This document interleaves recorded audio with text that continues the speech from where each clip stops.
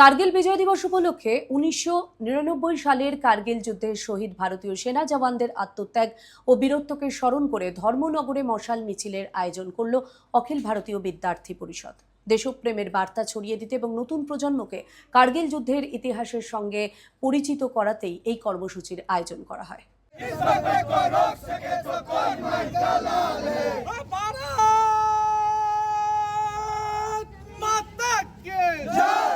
1999 সালের কার্গিল যুদ্ধ ভারতের সামরিক ইতিহাসে এক গৌরবোজ্জ্বল অধ্যায়।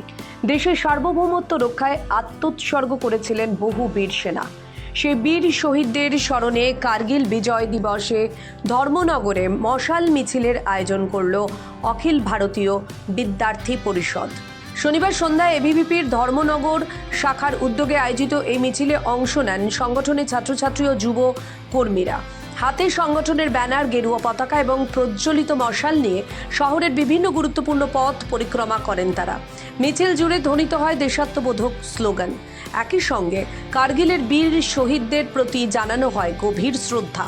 কার্গিল দিবস উপলক্ষে আমাদের ভারতবর্ষের যে বীর শহীদ সেনাদেরকে সম্মান জানাতে অখিল ভারতীয় বিদ্যার্থী পরিষদের পক্ষ থেকে আজকের এই মশাল র্যালি। আপনারা অবগত আছেন, গোটা ভারতবর্ষ ব্যাপী যেভাবে সন্ত্রাস চলছে, তার মধ্যে আপনারা দেখেছেন আমাদের ভারতীয় সেনাদের ওপর ক্রমাগত যে ছাত্রনামী দুষ্কৃতীরা আক্রমণ চালাচ্ছে, তার তীব্র নিন্দা এবং প্রতিবাদ জানাই। যে সমস্ত সেনারা ভারতবর্ষের জন্য অবিরাম দেশের জন্য কাজ করছেন, সেই সকল সেনাদেরকে কিছু ছাত্র নামী গুন্ডারা কিভাবে আক্রমণ করেছেন আপনারা দেখেছেন, তার তীব্র নিন্দা এবং প্রতিবাদ জানাই।